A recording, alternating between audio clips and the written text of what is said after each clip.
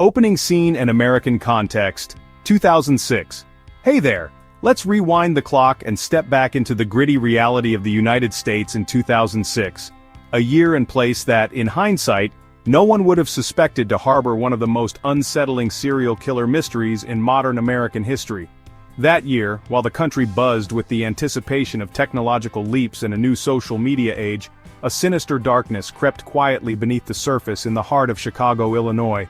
A city famous for vibrant blues music and deep dish pizza, but about to become notorious for reasons far more chilling.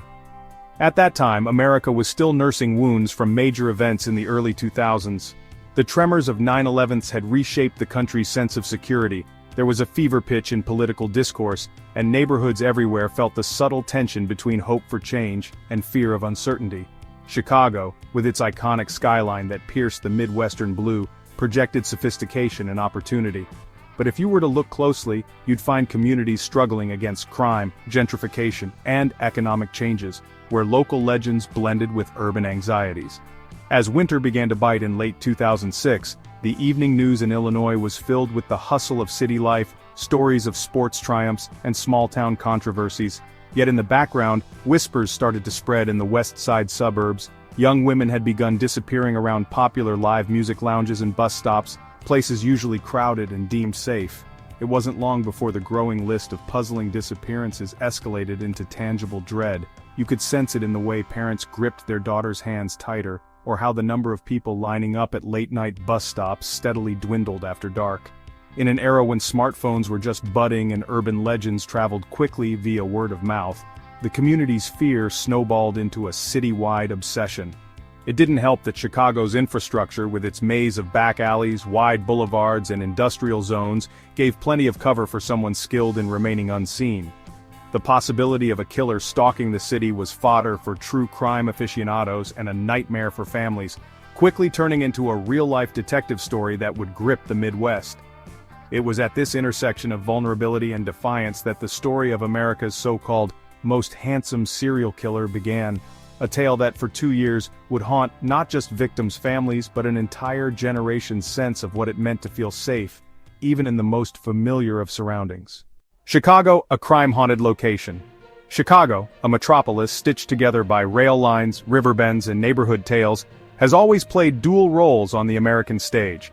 It's the city of bold skyscrapers casting mirrored shadows on Lake Michigan, the birthplace of jazz improvisations echoing deep into starry nights, and the stomping ground of trailblazing inventors, politicians, writers, and chefs. Tourists from all corners of the globe pour in for a taste of deep dish pizza, a stroll along the Magnificent Mile, and shots of world-class museums. On the surface, Chicago in the 2000s radiated promise and urban charm. But beneath every shining city lies the labyrinth of its contradictions. In Chicago, that means a proud, pulsing heart. Yet also arteries scarred by decades of segregation, sudden waves of crime, and whole communities carved up by highways and economic churn. While some neighborhoods basked in prosperity, others grappled with unemployment, underfunded schools, and battered trust in law enforcement, fertile ground for urban legends and, at times, true horror stories. By 2006, the city's collective memory was a tapestry embroidered with gritty mob lore, unsolved mysteries, and trial-by-fire resilience. Chicagoans, fiercely proud of their identity, had seen it all. The rampant violence of the Prohibition era, the shifting allegiances among political kingpins, and talk of the Second City living in the shadow of New York. But nothing could quite prepare the city for what began unfolding in the dead of winter. A new predator winding through night streets, stirring up the very anxieties most residents believed belonged to an older, forgotten time. In the bitter cold, public transit stations, once viewed as safe communal spaces, became theaters of suspicion. Murals painted for hope came to mean something new. The city's labyrinthine alleys cast longer shadows after dark. Even the boisterous laughter pouring out from jazz clubs and crowded karaoke bars carried an undertone of unease. Was everyone safe tonight? News anchors, usually covering politics or sports, found themselves hesitating before describing a city where young women had started vanishing without explanation, most near bustling casual nightlife spots and transit stops. Police presence increased, flyers with missing faces multiplied, fluttering on lampposts in the bitter wind, each pair of eyes a silent witness to fear. Local forums lit up with speculation and warnings. Residents began forming unofficial buddy systems after dark, and sales of pepper spray spiked in drugstores across the city. Taxi drivers and bartenders swapped tales of strange encounters, and the city's iconic elevated trains became unspoken battlegrounds between vigilance and paranoia. Chicago, already a city obsessed with its fragile sense of identity and safety, felt the ripple effect deeply. For every breathtaking sunset over the skyline, there lingered a new kind of twilight, one where danger was not an outsider but could slip by unseen between the notes of a blues guitar, or in the chorus of a late-night karaoke song. The city's living, breathing mythos gained one more ghost to haunt its alleys, and everyone wondered how it might end. The mysterious disappearance of student Emily Parker. On December 19, 2008, as Chicago's winter gripped the city in a deep freeze, something more chilling than the cold air was about to unfold. That afternoon, Emily Parker, a bright and ambitious 21-year-old university student, vanished without a trace. The day had started like any other for the Parkers, a typical Friday in their quiet Lincoln Park neighborhood, with snow softly blanketing rooftops and an icy silence settling over the streets. Emily had texted her mother around noon, promising she'd be home by dinner after stopping at the campus library, but as day bled into night and the city lights flickered on, panic quickly filled their home. Her parents, initially blaming the nasty weather for her tardiness, tried every number Emily could possibly be at, reaching out to her friends, her dorm, even campus security.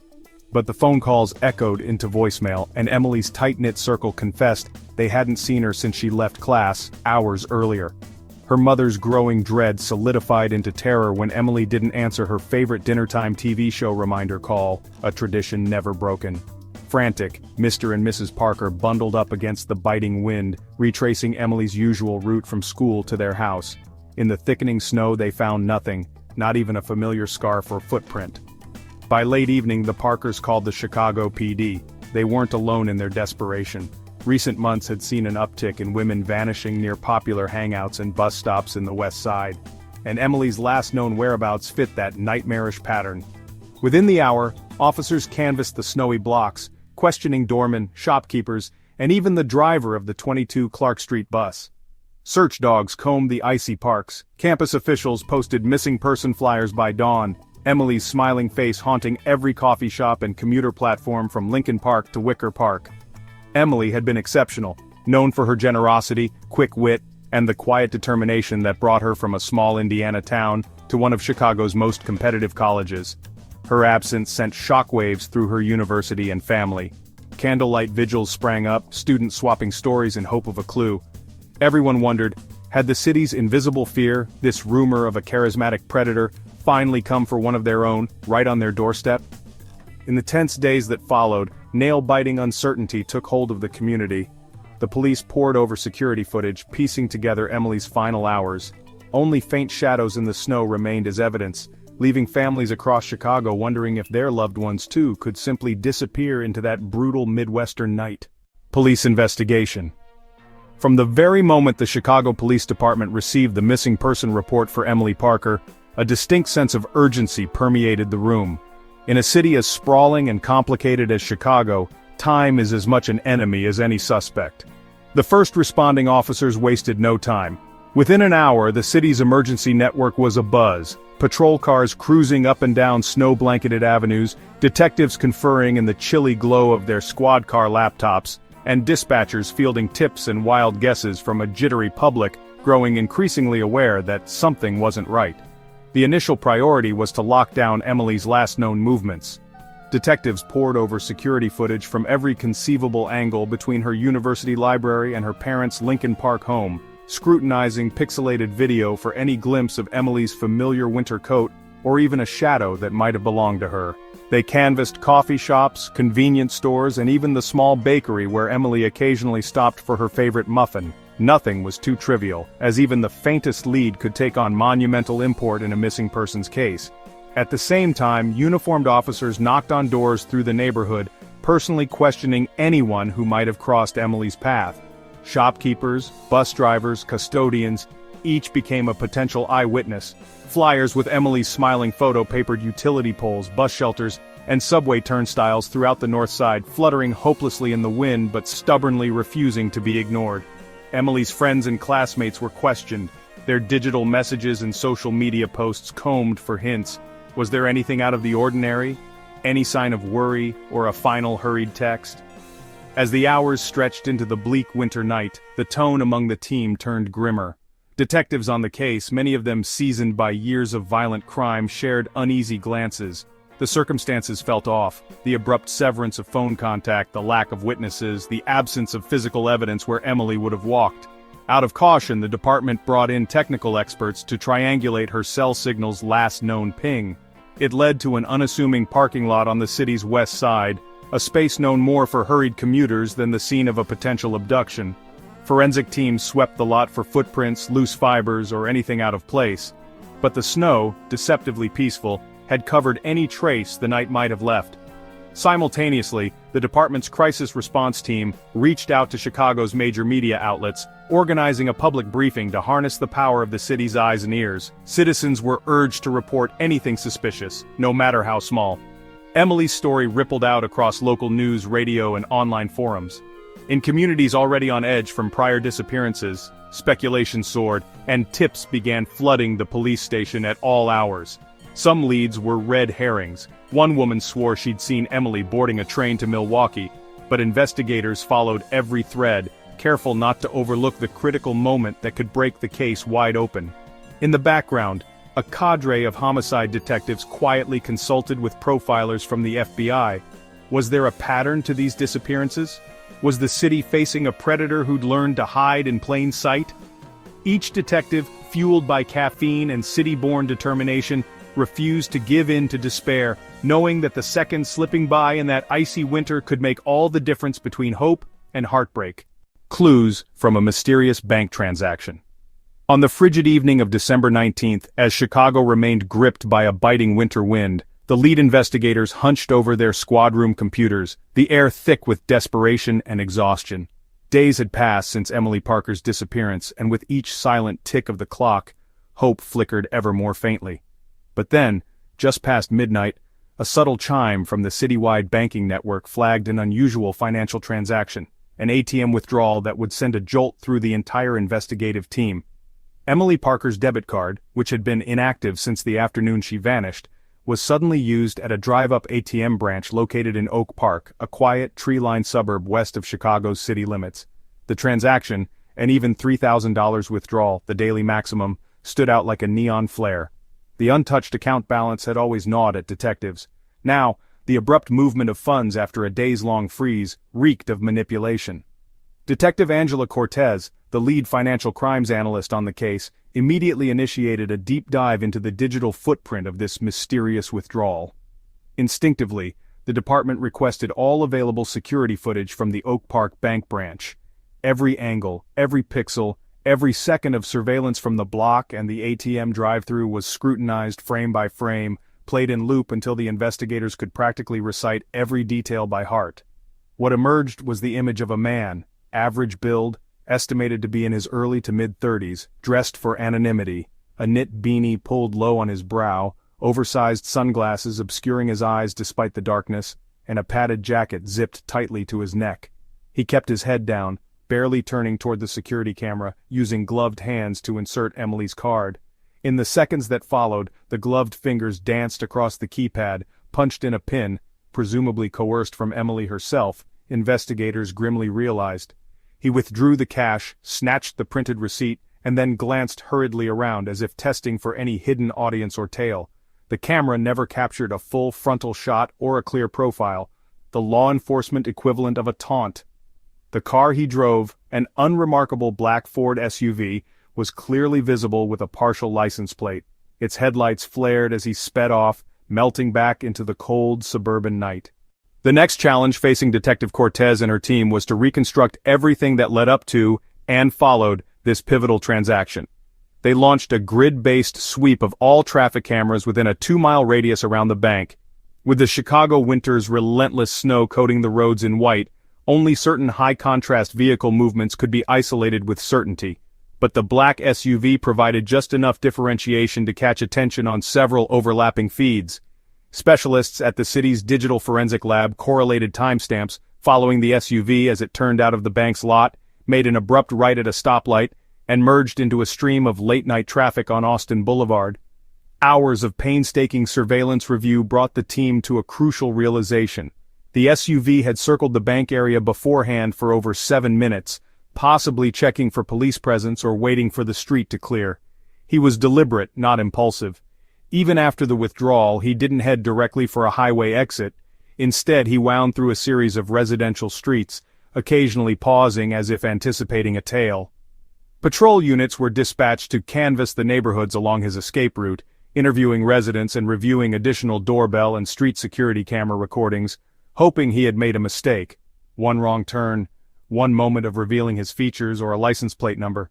Back at headquarters, another thread was pulled: the ATM withdrawal slip and the machine's physical interface.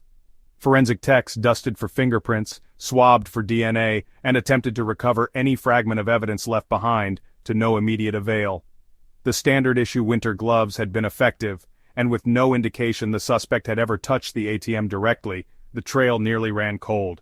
But investigators were relentless, refocusing on the partial license plate and making a statewide request matching all black Ford SUVs with a similar pattern registered within a 200-mile radius. Meanwhile, the use of Emily's debit card opened up another avenue for investigation.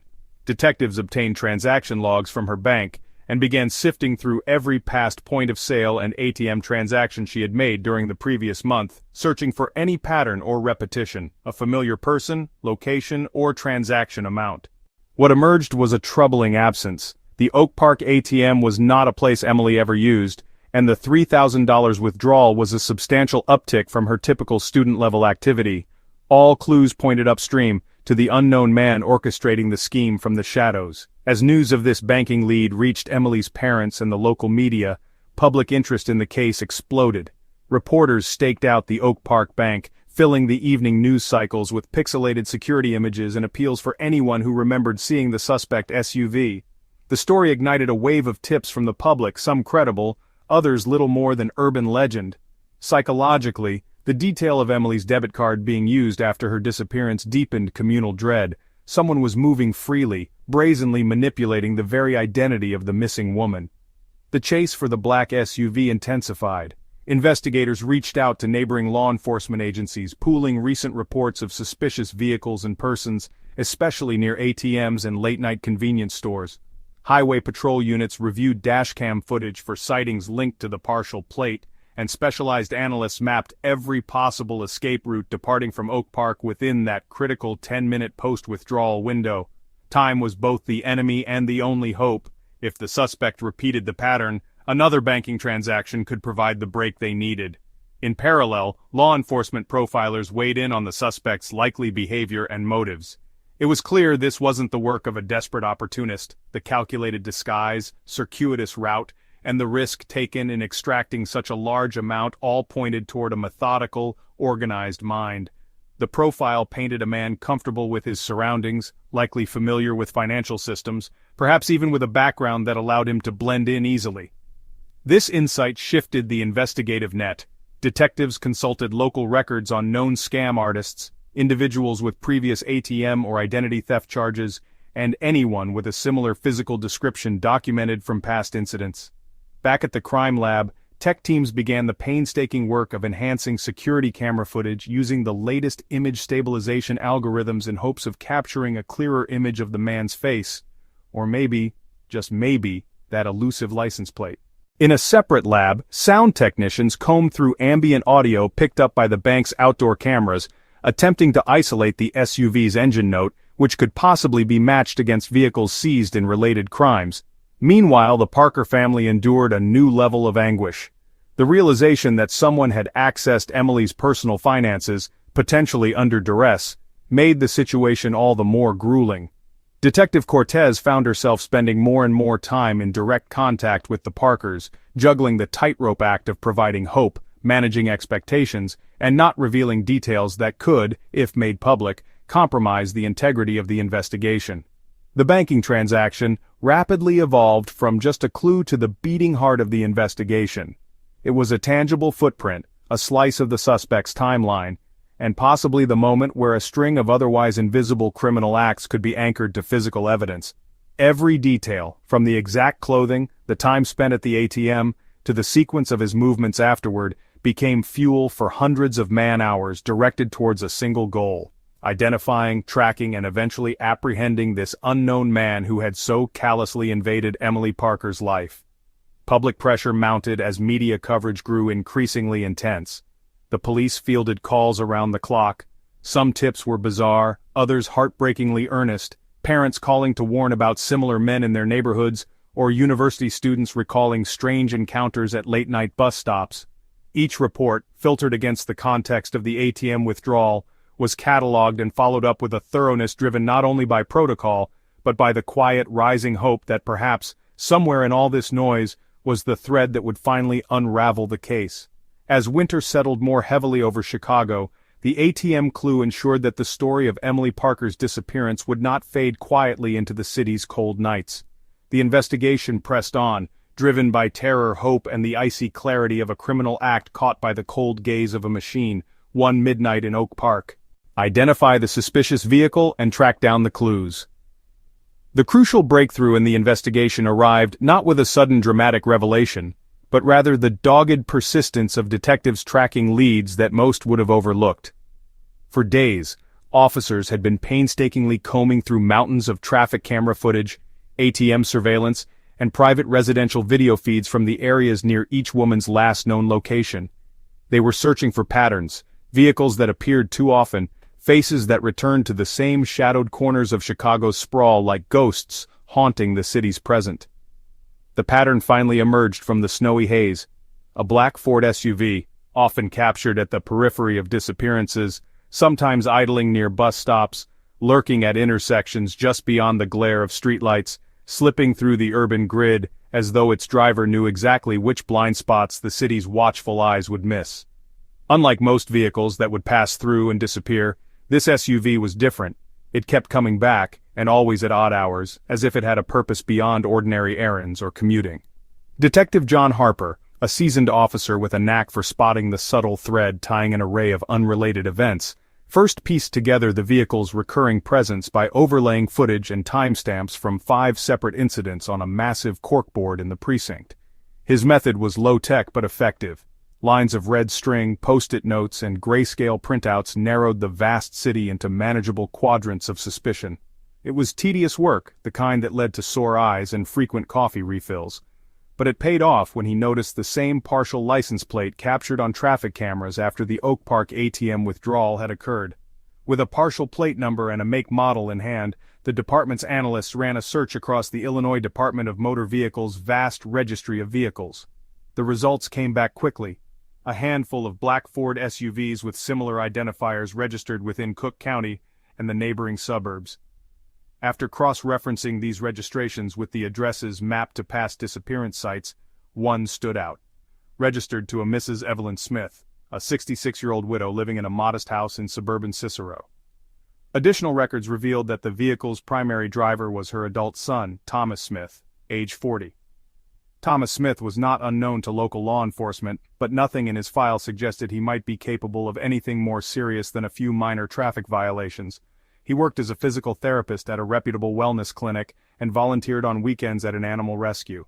His social media presence was carefully curated, showing nothing but smiling selfies with patients, his dog, and a parade of community events. He was, by all appearances, the archetype of the friendly neighbor. Yet the evidence was mounting against him, and the detectives knew that the next step had to be both cautious and thorough. They discreetly surveilled Thomas for over a week, placing unmarked cruisers outside his apartment, documenting his routines, and noting any deviations. Undercover units shadowed him from his clinic to local grocery stores and on long, aimless drives through the city's less-traveled roads late at night. Thomas, for his part, seemed almost deliberately boring, his routines meticulous and unremarkable, but detectives noticed he took special care to park his SUV in shadowed corners of lots, far from security cameras, and was careful never to linger for long anywhere public. Compounding their suspicions, receipts collected from garbage bins near the Smith home included occasional late-night purchases that coincided with the times and locations of disappearances, items like disposable gloves, lengths of cord, and single-use rain ponchos. When investigators compared the vehicle's GPS data, subpoenaed from its onboard navigation system, against the cherry-picked disappearance times, the overlap was impossible to ignore. The black SUV had been within 3 blocks of every major incident, most recently at the same intersection where Emily Parker's final cell phone ping had registered. To tighten the noose, the police quietly went door to door along the suspected vehicle's night routes, asking homeowners if they had active security cameras that might have caught clearer images. In one case, a retired schoolteacher's porch camera captured the SUV coasting slowly past at 1:13 a.m. the night of Emily Parker's disappearance, the driver's face just visible in the glow of the dashboard. The still shot, grainy but unmistakable, was soon circling the department and fueling morning news bulletins across the city. Citizens were urged to report any sightings but to avoid direct contact, as the suspect was now believed to be both highly cautious and potentially dangerous. As the mounting media pressure began to loosen lips, several tips came forward. A bartender working off Lake Street recalled seeing a black SUV parked outside her bar just before closing time. A man with striking eyes had been sitting inside, appearing to watch the late-night crowd filter out into the snow. A city bus driver remembered the same vehicle parked near his route at several stops over a period of days, though when police followed up, no footage inside the bus showed a clear interaction between the driver and any passenger. The pattern grew more chilling with each report, a web tightening around Thomas Smith's daily life. When it was finally time to legally confront him, the police acted quickly. Sworn search warrants were executed on both the Smith residence and the infamous black SUV. Officers arrived at dawn, surrounding Thomas as he prepared to leave for work. He seemed unfazed, even helpful as the officers combed through the back seat, the trunk, and the hidden compartments in the cargo area. Inside the house, his elderly mother nervously answered questions but insisted her son was a gentle soul. The vehicle yielded the first real break. Under the floor mat, police found a small clump of blonde hair consistent with that of one of the missing women, and a scarf matching a description provided by the Parker family. Both were bagged for DNA testing. From the home, police collected several personal items belonging to missing women, earrings, wallets, and a journal with entries dated only days before Emily Parker vanished. Blood traces, insufficient to identify visually, were found on a toolkit in the garage and sent to the crime lab. Detectives were haunted by the chilling efficiency of it all. The vehicle meticulously cleaned, home free of visible evidence, and digital footprints scrubbed from Thomas's computers. As the news broke, neighbors expressed shock. How could such horrors have brewed so quietly nearby? Media set up camp on the lawn, news choppers circled, and the Parker family, along with the relatives of other missing women, clung to news updates, praying that after months of silence, they might finally have answers, no matter how grim. But even as detectives congratulated each other on the arrest, most were aware that true closure was still distant. The pieces were coming together, but a lifetime of so-called normalcy was unraveling, layer by layer, tracked by the cold, methodical persistence of those who refused to let the city's shadows win. Interrogation and tracking the killer's trail interrogation rooms in Chicago's Central Police Headquarters are infamous. Their cold, fluorescent-lit interiors all but designed to strip away bravado and secrecy. On the morning of January 22, 2009, Detective John Harper, along with criminal profiler Dr. Meredith Lawson, prepared for what promised to be the most challenging interview of their careers. Their subject, Thomas Smith, the enigmatic physical therapist now at the center of a mounting storm of fear and speculation. His link to the disappearances was circumstantial, perhaps even tenuous in a defense attorney's eyes, but investigators had those telltale puzzle pieces. Odd GPS tracks, the notorious black SUV, and the chilling finds from search warrants. Real answers, the truth that would matter in court, or for Emily Parker's devastated parents, would come only through careful, strategic questioning. Thomas sat across from the detectives, outwardly calm. Dressed in a pressed button-down and slacks, he looked more like a friendly neighbor than the subject of a citywide manhunt. The mirrored glass on the wall hid a team of officers and a family liaison observing every twitch of a finger, every subtle shift in posture. Detective Harper broke the ice with basic pleasantries. Questions about Thomas's work, the weather, innocuous details. Thomas answered in measured, unhurried sentences, always maintaining eye contact but giving away nothing. The real pressure began as Detective Harper carefully introduced inconsistencies. "Tell us again about your route the night of December 19th, he said casually, flipping through a folder of GPS logs. Thomas repeated his story, Movie night at a friend's house, a late drive home. The conversation was smooth until Harper produced a highlighted map. Then why did your car's navigation system ping in Oak Park close to midnight, precisely where Emily Parker's debit card was used? Silence. Dr. Lawson stepped in, steering the tone toward empathy. Thomas, you know we found things that don't add up. You've seen the city at its worst in your line of work. Maybe something pushed you too far. That's the moment Thomas's facade faltered, a tightening of the jaw, eyes darting to the floor.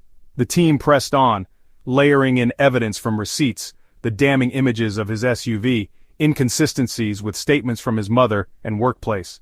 When Thomas tried to bypass questions, Harper countered with calm determination, showing transcripts of surveillance video detailing his erratic late-night journeys across Chicago's neighborhoods. At times, Thomas shifted to offense, deflecting with questions of his own, "Why am I really here without a lawyer?" Or "How do I know you haven't tampered with your findings?" But the investigative team was prepared. Harper, with years of hard-boiled experience, held firm. "We have protocols, Thomas. The evidence speaks for itself. Your car, the ATM footage, your purchases, incriminating coincidences don't stack up like this." Gradually, the psychological strategy intensified. Dr. Lawson alternated between calm encouragement and veiled pressure, painting a narrative that might entice confession. People sometimes lose control. Owning the truth is the bravest thing you can do right now. We're not here to condemn, only to understand. Thomas resisted, but beads of sweat began to appear on his forehead.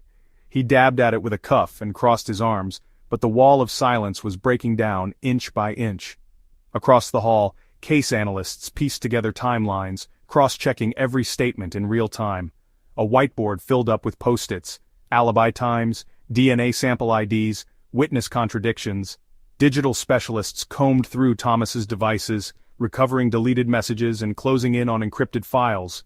With every new snippet of forensic information, a note would be relayed to Harper, who, mid-conversation, would drop a subtle bombshell. "Thomas, during our search we found items belonging to Emily Parker in your possession. Can you explain that?" The air thickened. Thomas's veneer of confidence cracked and he demanded a break. Left alone, he stared at the unyielding table, jaw clenched. In an adjacent room, detectives quietly celebrated signs of a nearing confession, but didn't let up their vigilance. They knew well how seasoned criminals could teeter on the brink of confession only to recoil, clamming up once counsel arrived or when the first tiny hope of legal escape flickered. When the session resumed, Dr. Lawson took the reins. Her approach shifted. "Thomas, your mother told us about you returning home anxious that night, about hurriedly washing your jacket. She's worried. Aren't you worried for her, for everyone you've hurt?" The mention of family, that last tether to a normal life, caused Thomas's face to twist in anguish. The impact reverberated through the observation team. They could feel the psychological corner closing in as empathy and remorse began to spar silently with denial and self-preservation. Detective Harper then produced a final crucial piece, a grainy photo from a neighbor's surveillance camera showing the distinctive profile of Thomas behind the wheel of the black SUV the night Emily vanished. There was a pause. Thomas's lower lip quivered, his defiance wavering, describing how they'd found forensic evidence, hair and fibers in the SUV, blood traces on a toolkit. Harper leaned forward. His voice was low, steady. "Help us bring closure to these families. If you know anything, it's time to speak up." Fatigued by hours of questioning, the mounting weight of proof and the persistent reminders of those he affected, Thomas's composure faded further. He evaded less, grew more monosyllabic, his gaze sometimes dropping to the table's scuffed surface. The minutes ticked by, each second heavy, highlighted by the slow scratch of Dr. Lawson's notepad and the shuffle of Harper's case files. Every shift, every sigh, every stammer hinted at a mind at the brink of capitulation. At last, as the winter dusk painted gray shadows across the interrogation suite, Thomas's resistance began to crumble. He asked softly, "What will happen to my mother?" There was no bravado left, no rehearsed explanation, just a broken voice tinged with regret or relief. Detective Harper quietly explained that their concern was for the truth and for the victims' families.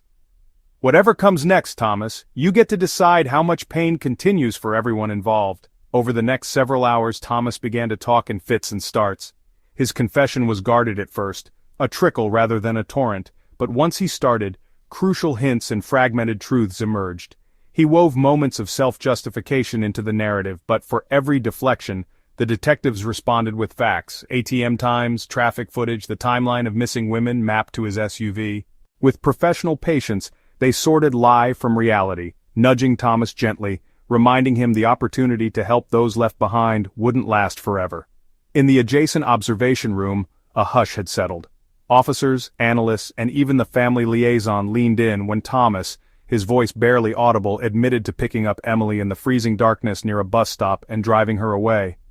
He described leading her to a remote area, his story threading through chilling detail and sudden pained silence. He insisted he hadn't meant for things to escalate, but the evidence and his own account made denial impossible. Detectives continued their patient questioning, focusing next on other disappearances. Dr. Lawson, her voice encouraging but firm, showed Thomas photos of the missing women, one by one. Each name, each haunted smile was met with a longer pause. Thomas would glance at the images and in some instances offer whispered confirmation, sometimes a nod, sometimes a tear-filled stare. With each admission, the threads connecting the city's string of unsolved cases grew stronger and clearer. As Thomas's confession took shape, the team meticulously documented every word, every timeline, every physical reaction. Law enforcement mapped his statements against locations and times, building a web of proof that would stand up in court. But inside that interrogation chamber, the gravity of what they'd uncovered weighed heavily. Here was a man who'd blended in so well with the fabric of everyday life, now urgently piecing together memories of violence, secrecy, and ultimately, remorse. By midnight, after nearly 16 hours of careful, relentless questioning, Thomas had confessed in full to Emily's murder and provided crucial details that tied him to several other missing person investigations.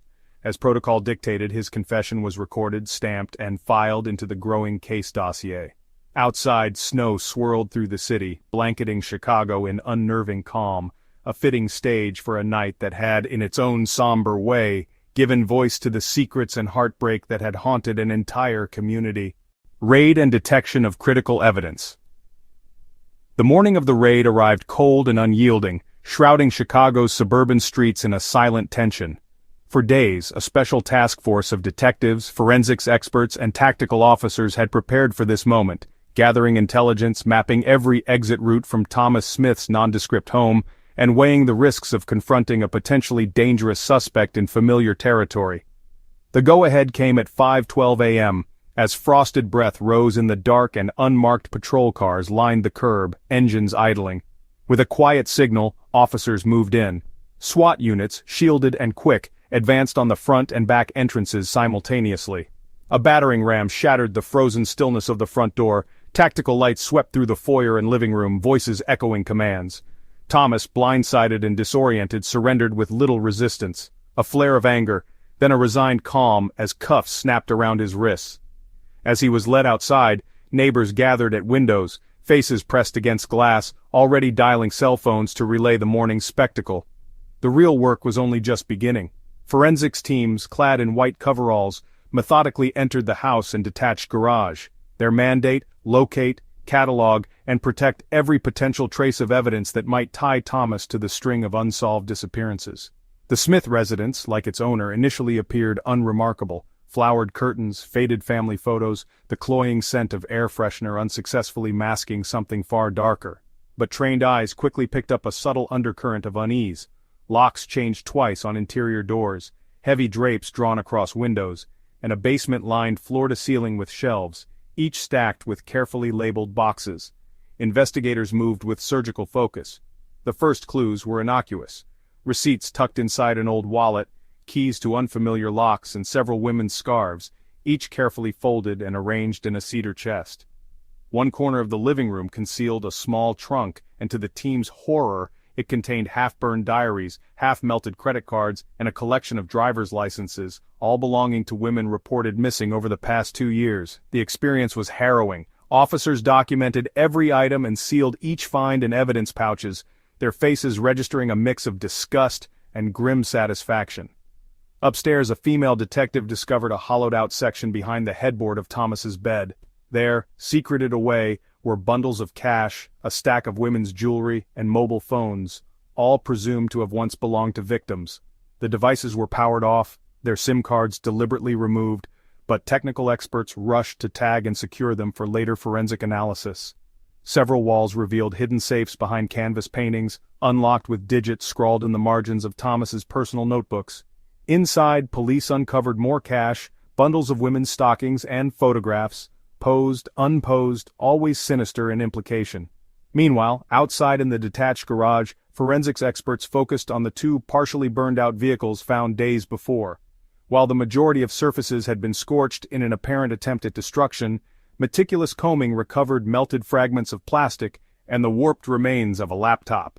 Any recoverable drives and circuit boards were tagged and sent to the cybercrimes lab, where analysts hoped to salvage whatever data might have survived fire and smoke. The garage also harbored a chilling cache of evidence. Inside a locked workbench drawer, officers found several pairs of women's shoes, each bagged separately and marked with dates. Further along was a cardboard box containing disposable gloves, ropes, and duct tape, the brands matching purchases made with receipts recovered from the suspect's garbage. Blood traces, faint but unmistakable, were discovered on the handle of a heavy-duty hammer and at the base of a tool chest. Each find was catalogued, samples swabbed, and all surfaces dusted for fingerprints or other biological traces. In a back corner of the garage, one detective stumbled across a plastic container, taped shut and stained with oil. Inside, the team found a Shutterworthy collection: locks of hair, scattered earrings, a small notebook containing what appeared to be coded references to dates and first names. Every recovered item was photographed before removal, with investigators growing increasingly convinced that this cache documented more victims than previously believed. Elsewhere, beneath an old workbench, a trove of charred ID cards and partially melted jewelry was unearthed. Forensic teams quickly realized these artifacts corresponded with missing person files, many never before linked to Thomas. Bone fragments, too small at first to confirm as human, were located in a pile of ash behind the garage. The remains were rushed to a forensic pathologist. Every officer present understood the stakes had just escalated profoundly. Back inside, digital forensics specialists set up a mobile lab in the suspect's dining room, immediately seeking to clone and analyze hard drives, tablets, and SIM cards. Every recovered device offered hope for new leads: phone records, photos, social media messages, or GPS data that could reconstruct the victim's last days. Meanwhile, detectives pored over Thomas's appointment books and handwritten notes, looking for patterns in names, dates, and locations that could further corroborate his link to the disappearances. Late in the afternoon, with the sun barely cresting the city skyline, a discovery stunned even the most hardened officers. Hidden behind a false panel in the basement, they uncovered a secret, climate-controlled storage room. Here, dozens of numbered duffel bags lined the shelves. Each bag contained a collection of women's clothing, shoes, Idaho cards, and personal mementos, every artifact chillingly catalogued with the victim's name obscured by initials and dates. Officers sifted through these bags in hushed disbelief as they realized the scale and cruelty of Thomas's crimes. The hours after the raid were a blur of evidence bags, paperwork, and heavy-hearted debriefings back at the station. Investigators worked around the clock, entering every find into national databases for missing persons and matching DNA samples against family profiles already on record. Press statements were drafted with caution, revealing the arrest and ongoing investigation, but withholding the most horrifying details for fear of further traumatizing families and communities already pushed to the brink by months of fear. One of the lead detectives summarized the day best. "This was not a moment of victory, but a hard-won milestone on an unthinkable path.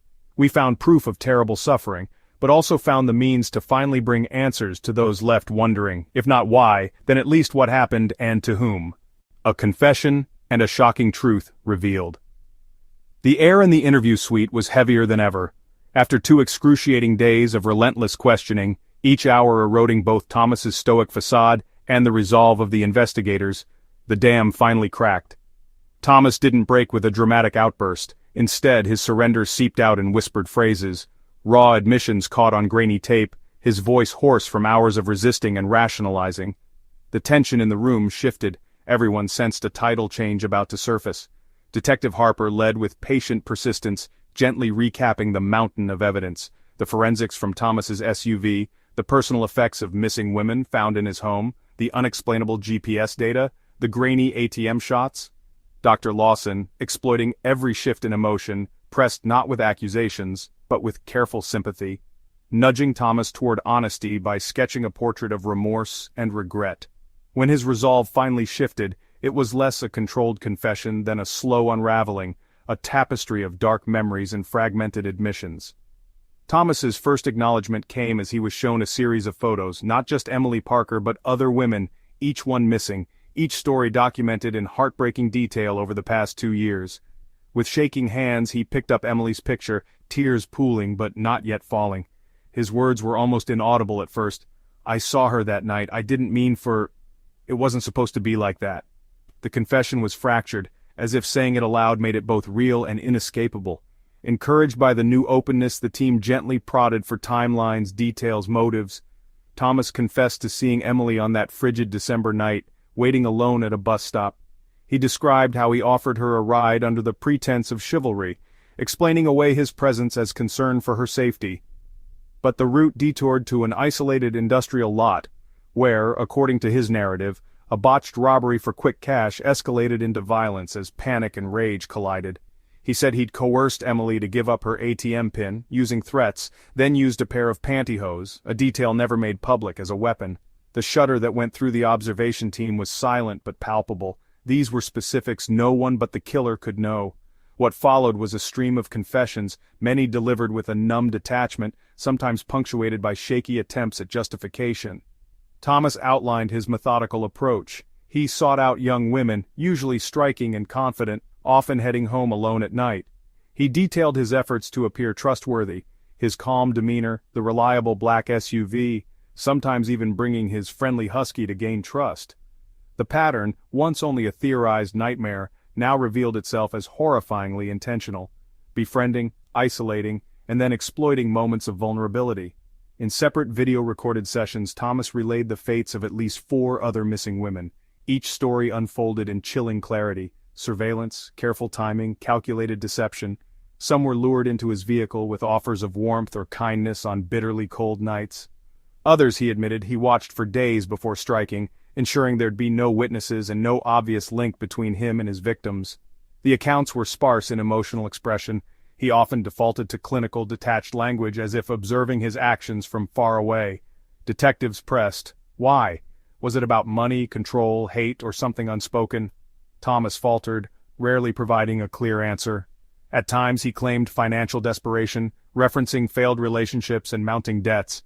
Other times he spoke cryptically about losing control, or hinted at long-standing resentment toward his ex-wives and the women who, in his mind, had outmaneuvered him. Occasionally his answers suggested something far darker, an addiction to the secrecy and the sense of power that came from evading the police and the public eye. Perhaps most shocking was Thomas's lack of remorse in retelling some details. When asked about the souvenirs, a chilling collection of scarves, Idaho cards, and jewelry stashed away from each victim, he described them as tokens, but didn't elaborate further. The evidence found in his home, garages, and storage spaces corroborated every word, matching DNA, fibers, and the timeline of each abduction to an extent that left investigators reeling. With each passing hour, more truths tumbled out. Thomas assisted police in uncovering the location of Emily Parker's body, providing eerie precision about where she was buried, in a southern Chicago suburb. He described the burial site: freshly disturbed earth, barely disguised by a layer of leaves and trash, as if the urgency of the act had finally overtaken his compulsive neatness. Police teams dispatched to the location recovered Emily's remains exactly where he directed, her possessions and the described ligature matching his earlier statements in chilling detail. The revelations did not end with Emily. Given the mounting forensic links, investigators confronted Thomas about other unresolved disappearances in the greater Chicago area. At first he resisted, closing down, letting long minutes pass in silence. Gradually, as exhaustion and perhaps relief seeped in, he described the circumstances surrounding 2 other unsolved cases, each one documented with details known only to the police and the perpetrator. The descriptions included references to the victim's last words, the music playing on the radio, even specific phrases the women used in desperate appeals for their lives. What stunned the investigators the most wasn't just the cruelty or methodical nature of the crimes, but the breadth of Thomas's duplicity. He had maintained an unblemished public persona for years, winning the trust of neighbors and co-workers, actively volunteering in the community, and tending to his aging mother. Each admission shed new light on how someone could live a double life so convincingly, carrying out atrocities with such chilling compartmentalization that even those closest to him never truly suspected the darkness beneath. As the confession unfolded, prosecutors, mental health experts, and even seasoned detectives in the observation room alternated between disbelief and anger. The fear that gripped the city for months gave way to a different kind of horror, one of betrayed trust. By the time Thomas's confession concluded, the outline of his crimes had become a roadmap for every parent's nightmare, every community's unspoken anxiety. In the hours and days that followed, law enforcement released only carefully selected details to the media. Still, the news of Thomas Smith's confession and the magnitude of his actions broke over the city in a storm of shock and sorrow. Families of the missing received the answers they'd half dreaded, half hoped for. Vigils were organized, and once familiar neighborhoods gathered to mourn losses that suddenly felt personal and immediate. Across Chicago, life carried on, but a palpable shift settled over the city, a new wariness, a deeper caution, and a collective reckoning with how easy it had been for danger to hide in plain sight. The revelation of Thomas's crimes and his full confession not only closed the door on a series of agonizing mysteries, but also forever altered the sense of safety and community in the city. For the investigators who had followed 1,000 threads to their conclusion, this was the chapter they had fought for: truth in the open, no matter how terrible, and hope for justice however delayed. Reopening missing persons cases and uncovering horrifying secrets. With Thomas Smith's confession, and the irrefutable avalanche of evidence in hand, a new and even more harrowing chapter began for the Chicago Police Department and a shaken Midwest community. News of his arrest quickly prompted law enforcement agencies, locally and beyond, to dust off unsolved case files, scanning for missing women whose fate, until now, had been lost to the steady churn of time and bureaucracy. In a unified command center, stacks of cold case binders soon covered every available surface, each representing a story stalled by dead ends, each beginning to feel newly relevant in the looming shadow of a serial killer's capture. Detective Angela Cortez took the lead on the task force assigned to cross-reference Thomas's patterns with other missing persons reports from the surrounding counties and adjacent states. Teams pored over victim profiles, geolocation data, and calendar logs, hungry for even the faintest echo of Thomas's dark signature, always a young woman, always disappearing near the city's labyrinthine transport network, often on bitterly cold evenings when vigilance wavered. Forensic specialists reanalyzed hair, fibers, and samples preserved for years in climate-controlled labs. With advances in technology and the key DNA traces retrieved from Thomas's SUV and garage, long-dormant cases began to spring to life with grim clarity. One by one, connections emerged. The late 2007 disappearance of Amanda Lowe, a charismatic university student last seen leaving an open mic night in Wicker Park, had haunted her family and frustrated police for nearly 2 years. At first, Amanda's case had seemed isolated, a random act or perhaps voluntary vanishing. Now, details in Thomas's confession, including a coded nickname found in his secret notebook and a silk scarf retrieved from his hidden duffel bag, linked irrevocably to Amanda. DNA analysis confirmed the match. Then there was Jessica Green, a talented violinist from Oak Lawn, whose absence after a late-night rehearsal sparked only a brief investigation at the time. As cold case detectives revisited her file, they noticed chilling similarities. A vanished cell phone last pinged from a highway rest stop, a delicate silver earring discovered in Thomas's trophy box, and banking records suggesting her ATM card had been used at a remote location only hours after her disappearance. With new forensic analyses and a confession now guiding their path, the ominous jigsaw began to fit. The task force worked around the clock, revisiting dozens of cases from the last decade. Each time they discovered a matching modus operandi, a black SUV, a trusted presence with a friendly dog, withdrawal of cash under duress, or the sudden darkening of a vibrant young woman's future, they launched targeted investigations. Officers reached out to the families of the missing, reopening long-shuttered wounds but also offering agonizing hope that answers, however dark, could finally be within reach. For some families, the call from the police was both a blessing and a curse. After years spent clinging to photographs and fading flyers, they now listened in shock as detectives read out evidence, DNA results, or shared recovered items that once belonged to daughters, sisters, mothers. Hallways and precincts filled with quiet grief during identification sessions. Items, scarves, journals, a single ballet shoe, were laid gently before parents who could not look away. Rituals of mourning, once frozen in time, began to unfold again. Leads spilled in from other states as well, Indiana, Wisconsin, even Michigan, where Thomas was known to attend conferences or visit clinics under the pretense of professional training. Investigators across jurisdictional lines pooled resources, matching missing persons' travel patterns to those of Thomas's work history. His meticulous habits, once useful for evading suspicion, now betrayed him. GPS logs, cell phone triangulation, and witness interviews mapped a web of presence at sites concurrent with more unsolved disappearances. In a painstaking review, forensic pathologists compared unidentified remains from remote areas and abandoned construction sites, cross-checking against Thomas's confession and physical evidence. The scale of his violence, once thought contained to a handful of cases, was revealed as a spree that spanned over a decade and multiple states.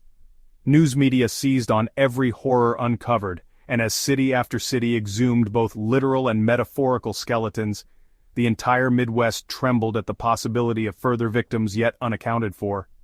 One of the darkest secrets to come to light was the existence of more victims than even the most seasoned investigators or grim confession transcripts had suggested. Hidden in police evidence rooms, DNA test vials that had never found a match finally aligned with nameless entries in Thomas's cryptic ledgers, coded not by full names, but initials and dates meticulously scrawled alongside locations only he would recall. Forensic anthropologists reassembled partial remains, bereavement counselors worked with families who had almost given up hope of recovering loved ones. Each revelation spurred new pain and public outrage. Vigils and memorials dotted the city's parks and church halls, and the relentless stream of press briefings became regular features on evening broadcasts. Justice, as some prosecutors would later reflect, could only ever be partial in the face of such calculated cruelty. Amidst this heartache, the investigation unearthed secrets about Thomas himself, patterns of behavior dating back to his unsupervised teenage years, shadowy connections to previous local cases dismissed as tragic accidents or runaways. Former acquaintances recalled moments of oddity, times he had shown up unexpectedly at gatherings or made comments that, in hindsight, revealed an unhealthy obsession with control and vulnerability. Psychological profilers built a portrait of a predator who learned early to hide in plain sight, honing his ability to present as dependable, charming, and non-threatening within professional and social circles.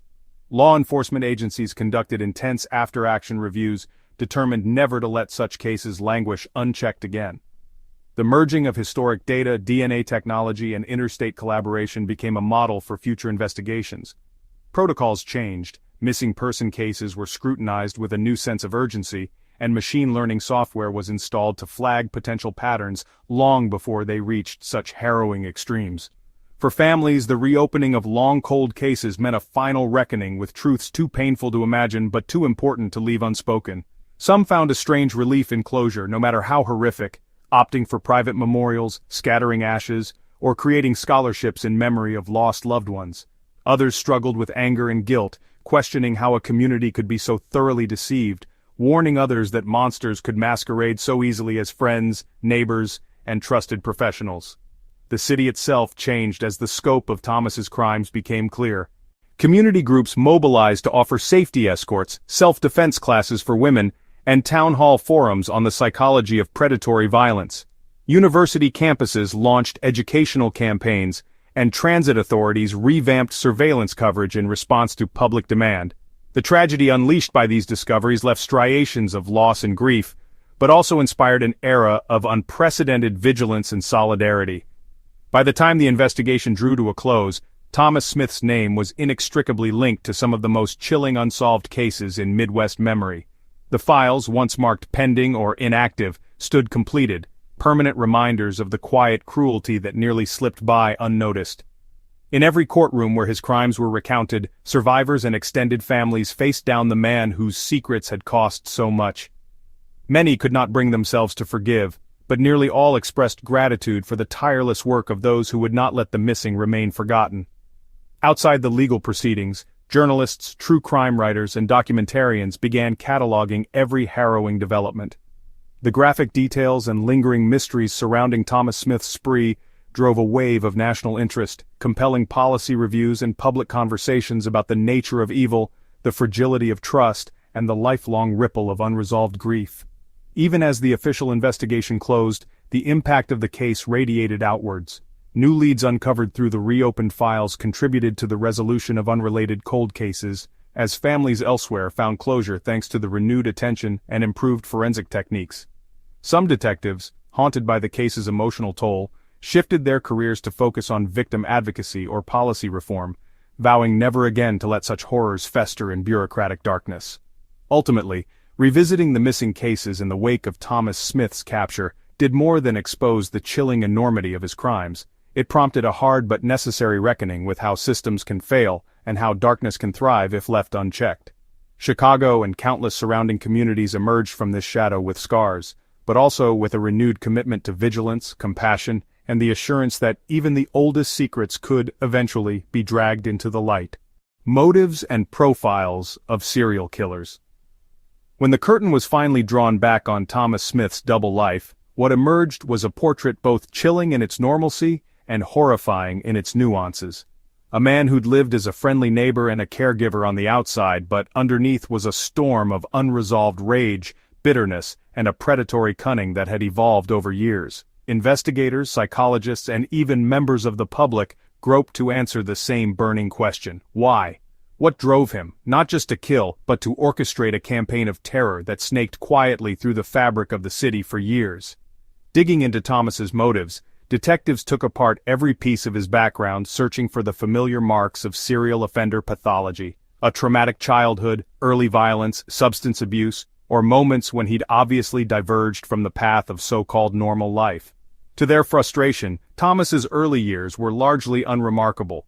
He was born to middle-class parents in a tidy suburb, excelling at school, active in sports, showing all the right signs of a promising future. Friends from childhood recalled him as nice if a little private. Unlike the monsters of urban legend, there was no clear origin story, no dramatic catalyst, at least, not at first glance. But by threading together witness interviews, employment records, and, above all, Thomas's own shifting stories in custody, experts started to see fissures beneath the surface. His first marriage ended in acrimony when Thomas was just 22, followed by 3 more rapidly dissolving relationships in the space of a decade. 2 ex-wives described an abrupt, chilling shift in his demeanor after the honeymoon period: controlling, manipulative, obsessed with order and appearances. Each separation left him more isolated and, crucially, more deeply in debt. Colleagues recalled the uncanny way he could charm patients or supervisors, but always seemed to hold himself just out of reach. Even during happy hours or staff birthdays, his participation was all surface, no depth. Money, as it turned out, was one of the earliest threads leading toward his spiral. After his third divorce nearly bankrupted him, Thomas put all hope in a 4th marriage, a union that ended with a mysterious fire, financial settlement, and talk of insurance. It would later become clear that this was the beginning of a chilling pattern, drawing people close, spotting vulnerabilities, and then exploiting them for gain. Yet the brutality of his later crimes far exceeded any simple need for money. Psychologists believed the rush of control, the thrill of manipulation, quickly became both motivation and addiction. Thomas had a unique ability to wear masks, both literal and figurative. He was careful to craft an outward persona that was trustworthy, low-key, and even endearing. He often walked his Siberian husky through the neighborhood, let kids pet the dog, and stopped to help elderly neighbors carry groceries to their porches. Even his chosen profession, physical therapy, masked a drive to observe pain and vulnerability up close, perhaps relishing the ability to heal and harm in equal measure. At work he responded calmly to stress, managed difficult patients, and volunteered at weekend animal shelters, always photographed smiling, sometimes commended for his empathy. No one suspected that these very routines were the staging grounds for his darkest impulses. It was this perfection of the everyman image that allowed Thomas to prey on his chosen victims. Investigations revealed that he shied away from outright confrontation in public. Instead, he leveraged charm, especially with women who were naturally trusting or found themselves in isolated circumstances after a tough night shift or a long ride home. Thomas did not select at random. He studied, clocked routines, waited for the moment when opportunity and vulnerability aligned.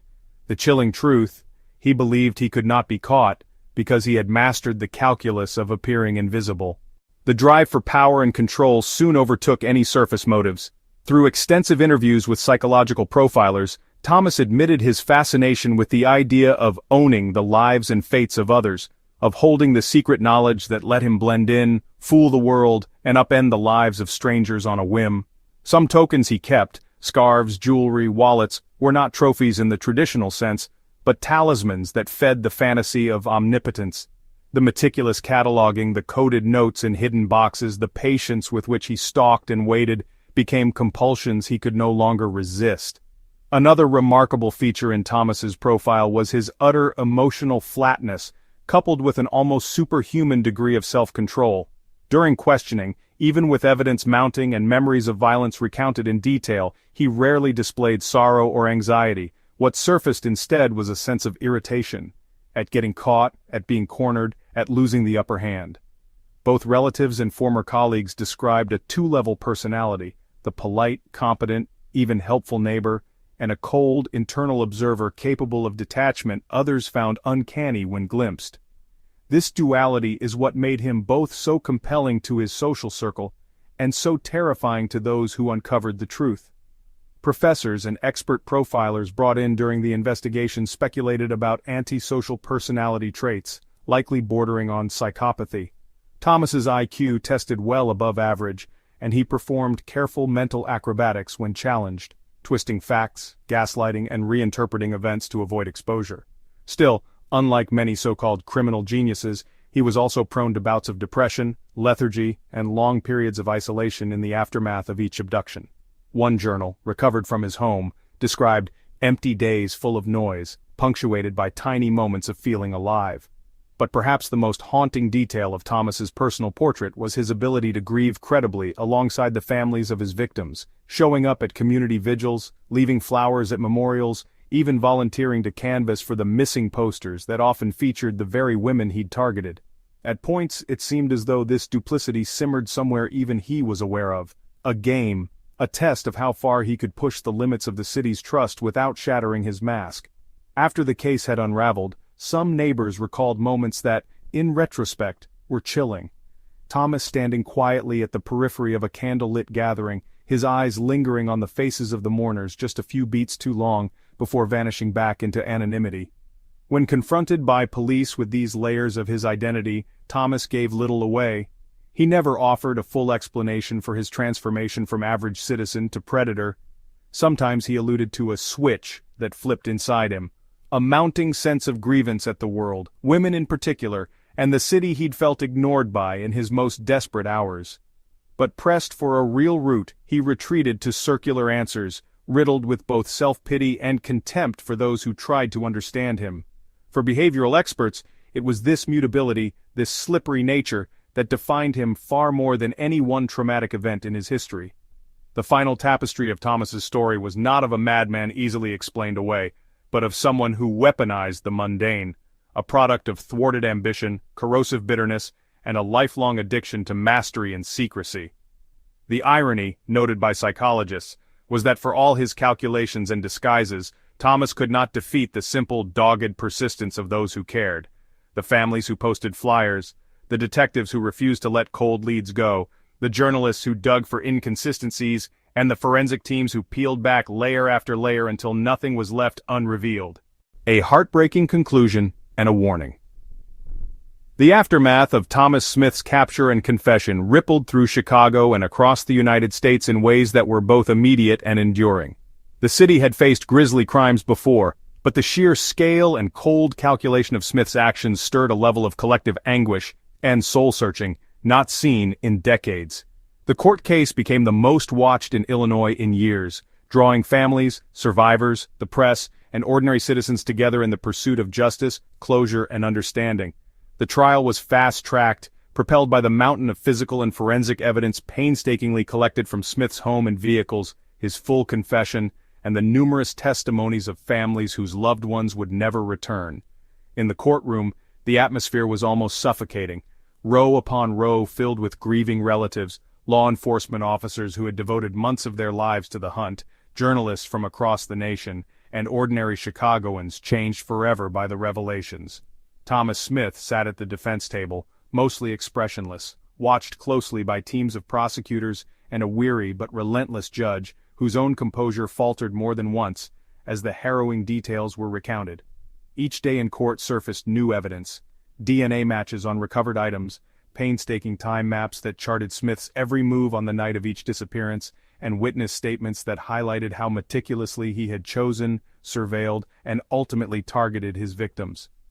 Photographs of recovered personal effects, lockets, scarves, diaries, and battered cell phones were entered into the record one by one. Many in the gallery openly wept, and each revelation broke the courtroom anew. Smith's defense was weak and often incoherent. His legal team grasped for threads, pleading mental illness, trauma, or external pressures, but nothing could account for the systematic planning, the chilling trophies, or the confessions that left no doubt as to the callous intentionality of his crimes.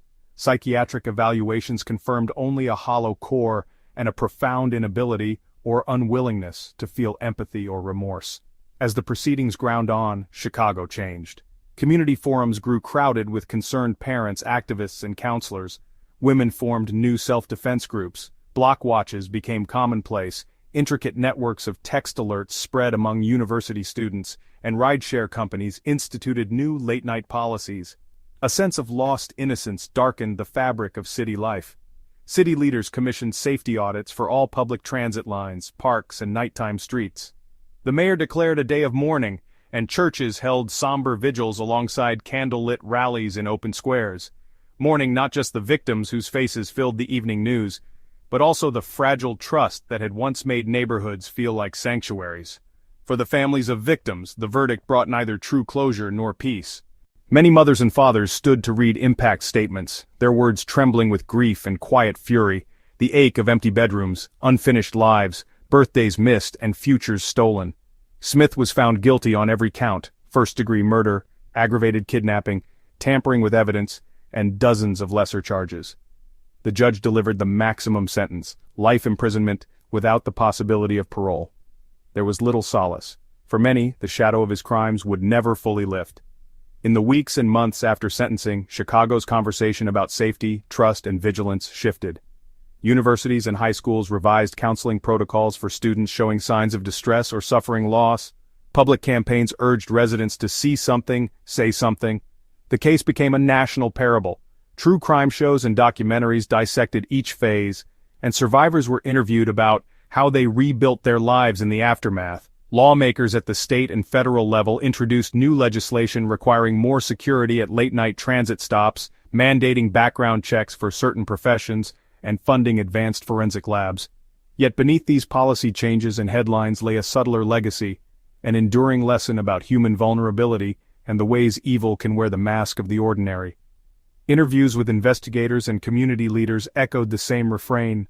No one had suspected Thomas Smith, the physical therapist who helped the elderly, played with his neighbor's dog, and attended every local charity drive. If any warning existed, it was that darkness rarely arrives in a form we expect.